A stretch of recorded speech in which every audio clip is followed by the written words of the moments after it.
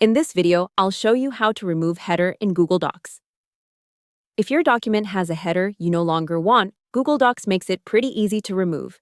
This is useful when you copied a template, imported a file from Word, or added a header earlier and now want a cleaner page.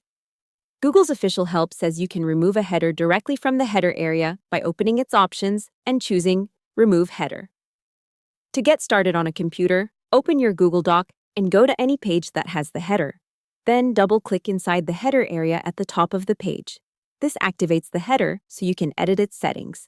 Once you are inside the header, look to the right for options. Click that, then choose Remove Header. As soon as you do that, the header is removed from that section or from the whole document, depending on how your file is set up.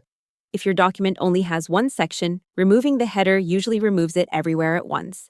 But if your file has multiple sections, things can work a little differently. Google Docs supports different headers and footers for different sections. And if section breaks are being used, one part of the document can have a header while another part does not. In that case, you may need to click into the section you want to change and make sure it is not linked to the previous one. There's also another thing people notice after removing a header. Sometimes the text disappears, but there still seems to be empty space at the top of the page. Google's help says you can change header and footer margins, and even set that margin to 0 if you want to remove the extra header space as much as possible. To do that, click in the header area, then go to Format, Headers and Footers, and More Options. From there, reduce the header margin, and if needed, set it to 0.